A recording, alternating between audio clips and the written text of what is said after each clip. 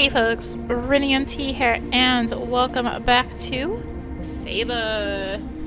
We got a little hint about seeds and all that, and now we're trying to find Miri, and we can't find Miri. We shouldn't go to the engine room, because so grind this new fine powder. What are we to do?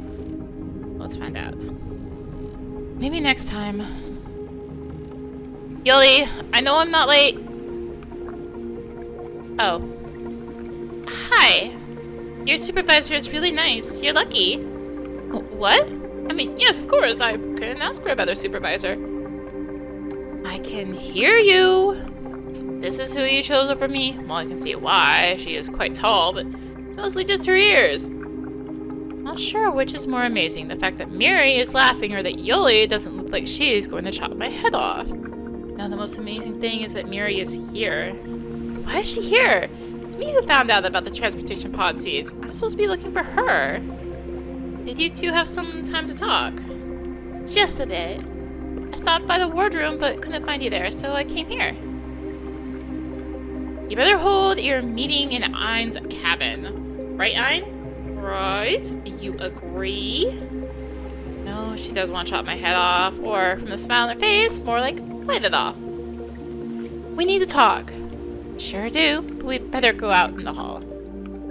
Take your time. After all, we don't have any work to do here. It's just some silly bacteria fossils, right, Ein? Saying this, she pinches my arm as though she's set her mind to tear off a piece of me here and now. So this is how it must feel for a loaf of bread. Right. You go ahead, Miri. I'll be in a minute. Yoli, yesterday Did you have a change of heart today? I suppose not. Then don't waste my time. I'd rather have her take a piece of my flesh instead, rather than being treated like this. It's my own fault, isn't it? Yoli, your project means a lot to you, just like mine means a lot to me. Your project or the girl in it? Both of them, equally. Well, aren't you greedy? Don't choke on it. Turns her back again. Take this as her words of encouragement. I wish I could escape to Mentinel's surface right now. Nice spot for secret meetings. You can see all the way through both ends of the narrow strip of entangled roots. The only thing that could be listening here are the clouds, but they are very short-lived witnesses, smearing like pastel brushstrokes all over the gray sky and fading away before our eyes. We need to hurry. Yeah, Yoli's gonna rustle at me if I'm not talking about that. The sad girl from before is standing in front of me, inscrutable and closed off like a flower bud. What's wrong? Sadu has been looking extremely troubled lately. Something is growing. I don't know what it is. I think they might be preparing to announce a high-rootedness alert soon. If this happens, we won't be able to do anything anymore. These things don't happen without a good reason. If something is really going on, do you think we should be together with our crewmates at a time like this, staying at our posts? For a few seconds, she just stands there catching her breath, either in rumination or agitation, or frustration. To do what? Just sit in our calluses and watch officers scamper around from section to section? Are you really able to, or are you willing to just do nothing? Of course not, but it's a rather difficult decision, or question. If you find it difficult, then I was wrong about you. This was, for one thing, mean, and for another, manipulative. For a third thing, really, really mean. Not just mean, hurtful. If she cannot see it, then I was wrong about her too. I'm sorry. I really am sorry. I just said it without thinking. But I'm not backing out. We need to make a move. I found a deck from where you can get to the stock spark. Speaking of stalks, instead of the stock, they use transportation pods that are grown from seeds. Probably. I'm almost positive. Why didn't you tell me sooner? I'm looking for you all morning to break the news. Well, this is just great news. Now, if we could just borrow one of those seeds. Borrow, huh? Yeah, looks could be deceiving. Which must be somewhere in the equipment storage in the engine room. We say that last phrase in unison, looking at one another. The good news is you're allowed to enter there. Bad news is Sadu will never let me take the seed for obvious reasons. You'd need to get authorization for that from the top, from the top fruit guy. Top fruit guy would become a dried fruit guy the second he heard about it. We get ourselves into the detention cell. There was a detention cell? Yeah, just found out myself. Okay, well, there's more good news. Today Sabu is working in the greenhouse again. How much time do we have? Could be a whole day. The whole day? Could be 5 minutes. We need to hurry. That's what I was saying. She takes me by the hand and drags me towards the engine room. Her sudden touch burns like fire. Her warm, dry hand. So soft on the outside and so strong inside, like roots embracing a rock. How can I defy this kind of perseverance, this fiery dedication? No, I can still snatch my hand away from hers anytime I want. I can get away and head back to the lab. Following her because I've made a decision. I know my way around the storage, so you just stay here. I'll be quick. What does she mean, stay here? What is my part in this? A moment ago I was feeling like a hero and had this burning desire to start doing something, and now I just don't know what to do with myself. Wish there was somewhere to sit. Maybe I could sit in Miri's chair. The calyx has straightened its petals long ago, no longer retaining the shape of her body, but for some reason I still think it would be inappropriate. How would the Atlantis feel about this? Surely a chair is no symbiont, and I doubt they share the same kind of connection, but... Somebody's coming down the hall. If I call Miri now, they'll hear me. Need to hide, quick. Get in the closet. It's tank bugs! This is an equipment closet. If I breathe any deeper, the thing poking my side will break my rib. Just grateful to power greenhouses far enough so that I don't die from accidental electric charge. Use all my willpower to stop my hand from trying to cover my mouth. Muffled breathing sounds would only be more noticeable. Of course it was Sabu. Miri was wrong. We didn't even have 5 minutes. Miri, I'm home! Hi! We're done for. Even from here, I can tell that she's nervous. Oh, great, Flora, the goddess I don't believe in, grant Miri a fraction of human cunning and deceitfulness. Something happened, Sunflower. You look a little wilted. I'm alright. What are you doing, rooting around in my storage all by yourself? Nothing, just doing my business.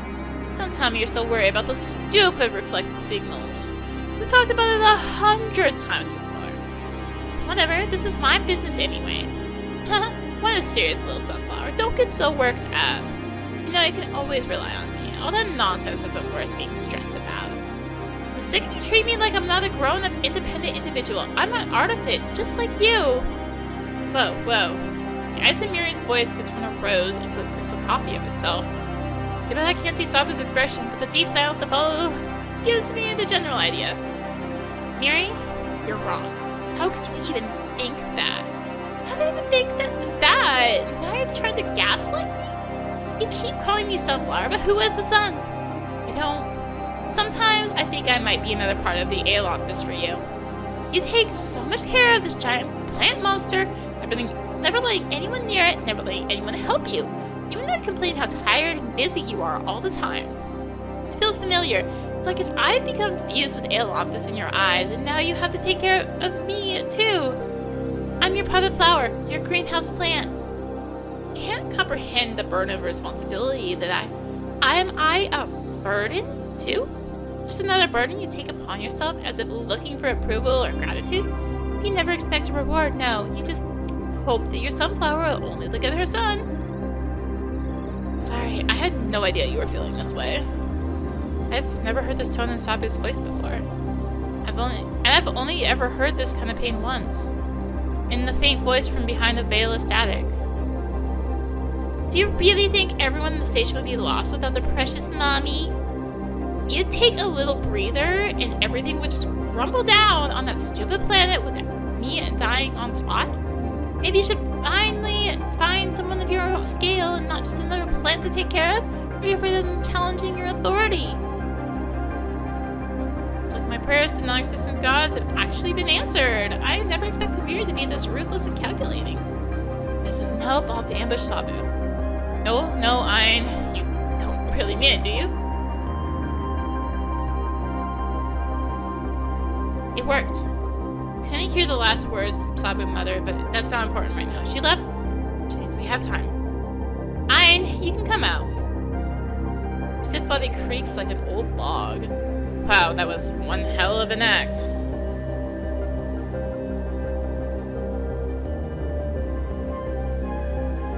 Miri. She's not answering. What should I say? What am I supposed to say in this kind of situation? Am I supposed to say anything at all? Should I come up and pat her on the back? Think, you stumphead, think! While I stand there trying to strain my brain roots, Miri takes a deep breath and wipes her tears. Good. No one can get in our way now. That seat better be here, or I'm gonna throw you down there with my own hands and then jump myself. Right. For the sake of my own sanity, I will consider it a joke. See, this found in no time actually was hiding in plain sight. Reason was probably that nobody in the right mind would want to secretly run away from the ship into the acid storms and alien ruins hell.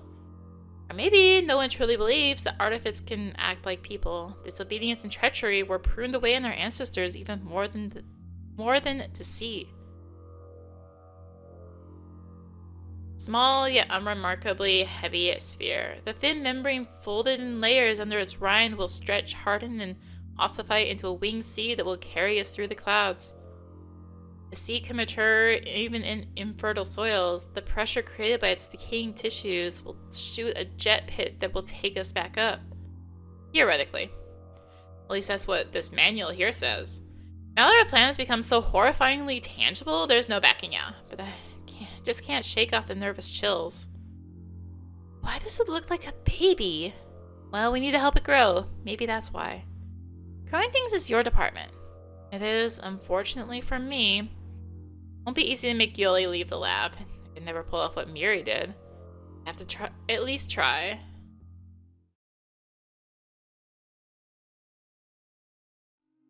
It's no use. It's just impossible to sleep. Even when I close my eyes, lying on my bed, I can still feel the presence of the stolen seed beside me. It's a dark spot hovering in my peripheral vision, like a speck of dust floating on the most moist surface of my cornea. Its germ layers are softly rustling, as though filling this with sap already, preparing to spread those wings rigid from turgor pressure. Even the smell of my cabin has changed. The familiar musty scent of damp wood is now accompanied by earthy and chestnut notes, with a vivid green splash of fresh grass. Vivid green, tingling like faintly bitter copper in my nose. It's them again. So eager to go down to the barren rocks of this horrible planet, I so yearn to see those derelict structures of an alien civilization. Even in my murky, troubled half-sleep, I can't envision what they look like. Over and over, my dreams end in darkness. It's funny how all I ever see in these dreams are just my first steps, a starting point in the clouds. I never dreamed the actual path could lead me to a fight with my only friend. And not just me. I wonder if Miri is asleep right now. Our journey hasn't even started yet, and we already had to make sacrifices, and it's only going to get worse from here. Hesitation never truly leaves. Instead, it grows with every step that I make. Wasn't it supposed to go away the moment I made my decision? Guess not. The books fooled me again. Perhaps humans have a completely different way of thinking. Where do these clingy tendrils of doubt come from? Maybe I was fooling myself. Maybe what I really long for is not the unknown lands full of danger, but a higher purpose. And now that we've started to actually move towards it, I'm terrified.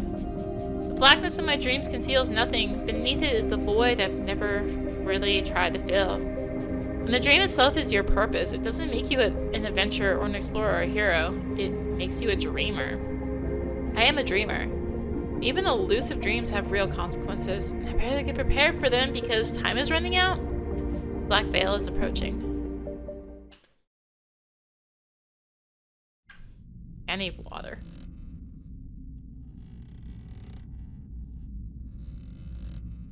Ugh. Anxiety is twisting my stomach in knots. I can smell a hint of my stomach acid in fresh air. Good thing I can skip the breakfast. Here, above the blink of the clouds, the skies are never overcast, and so the symbiote never looks exhausted, unlike me. I think I'm gonna skip the lunch too. Unless the seed sprouts, me with Miri is reckless and dangerous. Until the seed sprouts. The scaly sphere, incriminating evidence, is lying under my bed. I didn't have the courage to take it to the lab or leave it where it was. I just want it to be over already. Let them catch us. No, no, no. Ein, pull yourself together. It's your weakness and fear talking. Fear doesn't have a say in this. Wish Yoli took the day off. Yoli taking a day off. Very funny. Knowing her, she probably sleeps in the lab too. Curious to see what her cabin looks like. An empty chamber, a corner with unclad wooden furniture with a dry patch of moss for a bed. Maybe the Aeolanthes has already grown new xylem all over her cabin. I sure would love to see a nightmare like that. It's funny I could probably actually see Yoli's cabin if I asked her. How do I even talk to her now? I can't look her in the eye. Just try and act like nothing's wrong. Maybe she doesn't want to rock the boat either. Hey, good morning. Just thinking about you. Oh, sweet. No wonder my eye was twitching. Guess who's having the day off today? Not me, that's for sure. I'm gonna look at the microscope slides until my eyes fall out. You guessed right. It's my day off. Good for you. Wait, what?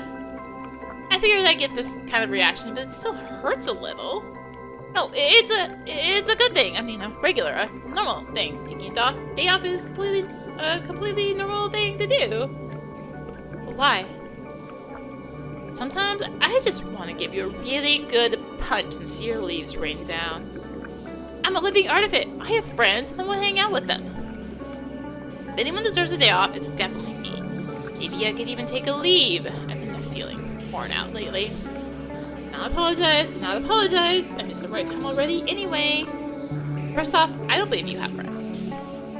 I heard that before. You dare use my own taunt against me, Ein? Second, who is he? If this is jealousy, I'm flattered, really. Not him, her. Her? Sadu. I can hardly keep from recoiling. Why this name again? Why does it keep haunting me? It's as though she's the only person left on the Aeolanthes. You look pale, almost like someone who skipped their breakfast. I did skip mine? That's a truly commendable effort to be on time for work, but a pointless sacrifice, especially since you work your shift alone today. Come on, Sabu is a foot taller than you. Why her? Immediately regret asking that. Yoli's face falls like a sprout that hasn't been watered for ages. Why can't you just mind your business, stupid Ein? You were incredibly fortunate to have things go your way so far, so don't push your luck and pry into others' personal lives. Honestly, I'm not sure myself. She just stopped by the lab yesterday. In your absence, mind you. We'll talk about this later. Yesterday? Yeah, seemed like something was going on with her. Now she wants to talk. To you in particular. That's right. Hard to explain, but I think I know exactly why. Ceiba and I were similar. Right, like an oak and a blackthorn. Didn't mean in appearance, you dumb root. Firstly, both of us are reputable professionals in our fields. Secondly, both of us have great responsibilities. And thirdly, both of us are in charge of utterly useless, good-for-nothing subordinates. I'm gonna pretend I didn't hear that last one. Anyway, we've got some common ground. Sabu respects willpower and hard work. To get her attention, you have to be someone who can keep up with her. And keeping up with her is not that easy, of course. That's why she's absolutely friendless. Sounds like you like her. Does it? Maybe. I mean, maybe. I mean, why not? I know I may not look like it, but I don't really have that many friends either. Especially now, Especially now. Yoli, listen. I just don't quite understand this whole socio-hormonal interaction thing they call friendship. Being a superior to your subordinate is simple. Being a subordinate to your officers is simple. But all these free non-regulation relations? These relations are like mental. Now, this is some unconventional analogy. The broad canopy of humankind casts a shadow over a sizable part of the galaxy. Our mission is hovering over Metnal like a single branch extending from that canopy. We came all the way from Earth. We try to move closer and closer to the planet, and what do we get? Metnal doesn't seem to want to be our friend. Exactly. This is the part I don't understand. When exactly is it considered appropriate to turn back? How long are you supposed to wait before you can see any results? A week? A month? A year? At some point, you'll have to admit that your attempts failed. The more you try, the harder it is to back off later, since you've already put so much effort in it. Eventually, you start believing that just effort alone makes you entitled to succeed. That you absolutely must get what you want, that you're owed it. I feel a lump in my throat. I really wish I could grab Yoli by the shoulders and shout, "We received the response, we succeeded. All we need to do was just grow a pod seed." She wouldn't understand, or wouldn't believe me. You lost me here. We're still talking about a research mission. No, we're talking about interpersonal relations. Were you even listening? So what I want to say is you owe me nothing. You're free from any obligations. Well, you should already know that yourself. Enough of me hovering over you like the Aeolanthes over Menel. You're not upset, are you? Your face looks kind of wilted. Say nothing and shake your head. Oh, good. Alright then, I'll be off. It's social interaction time. Yoli, wait. What is it now? You are my friend, and you always will be. I promise I will come back alive to apologize to you.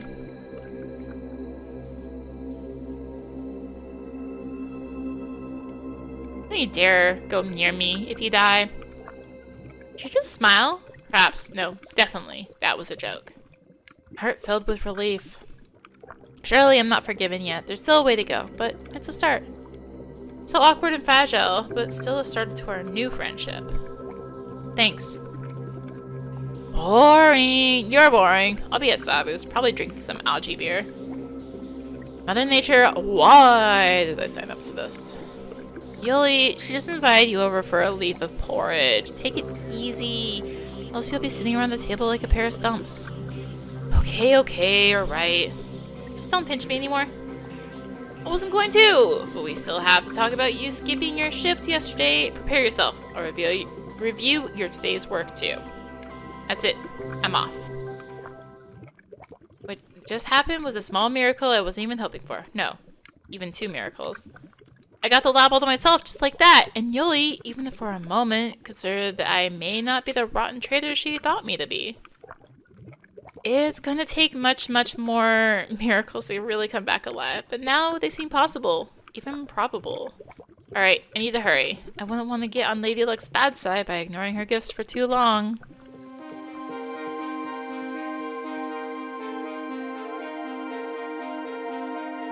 I get more and more yellow leaves in my hair each time I run down the hall clutching the seed. Why did I think of just bringing a container from the lab? It's not even theft. I literally work there. Whatever, all that's left to do is just a bit of lab work. Add the seed into a substrate container, initiate the morphogenesis. Once I inject the growth hormone, it's going to be a race against time to get to the launch pad. It would be awkward if I get splattered all over the hall walls from the pod spreading its wings. I start the hormone synthesis in the substrate. It will give me some time. Which means I need to add some adenosine triphosphate to the container. Then the donor substrate. Which enzyme should I use first, though?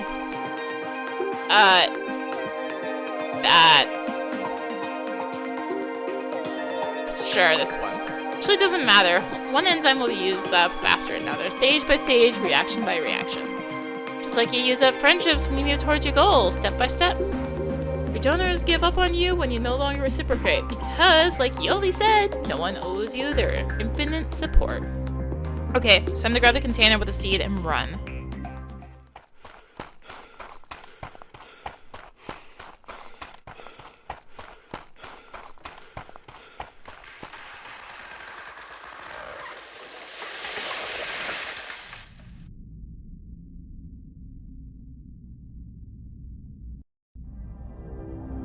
Stunning. Has no reason to be this beautiful. This utilitarian, disposable thing that will vanish, crumble to ashes the moment it's fulfilled its purpose. I wonder if humans thought the same when they created us. Disposable artifacts, scattered like dust across faraway planets. The branches of the tree of humanity, reaching out into space like a gesture of friendship, met with no response. Humans chose for us how beautiful we are allowed to be. Humans chose the function we must perform until we die. Well, at least there is some evidence of our kinship. We were created in their own image and likeness. Now I choose for others too. I choose when this gorgeous pot I've grown with my own hands dies. I can choose for Miri too. Or maybe Maybe she chose for me, handpicked one seed among many others, played the catalyst voice recording for it, and set it up for launch. In a matter of days, she was able to grow Ein the Dreamer into... Ein the Hero? Ein the Suicide? If this really is the case, here's my chance to get revenge on her. The outcome depends on the definition of revenge, of course. I could go down to the ruins alone. I could choose for Miri when she's allowed to back off, trying to make friends with Mental.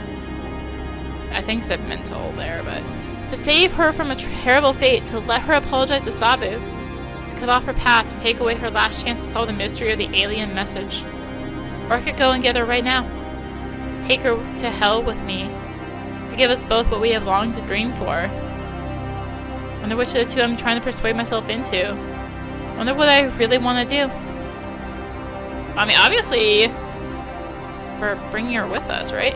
Feel the shivers, like there's a giant hand running up my spine and tousling the hair on the back of my neck. This alone makes me realize that I've already made my choice. When did it happen? This morning? Last night? Doesn't matter. Now that I see the decision I've made it so clearly, I have no choice but to do this. Fortunately, no one has been coming to the launch pad for years. No rush for me to get Mary and come back with her to the pod. Hey pod, you're not gonna get blown away by the wind, are you? It'd be so ironic if you ran away without me, like I almost ran away without Miri. I give you a name, but we better not get more empathetic with each other than necessary. After all, you'll have to sacrifice yourself for us. Alright, you stay here. I'll be right back.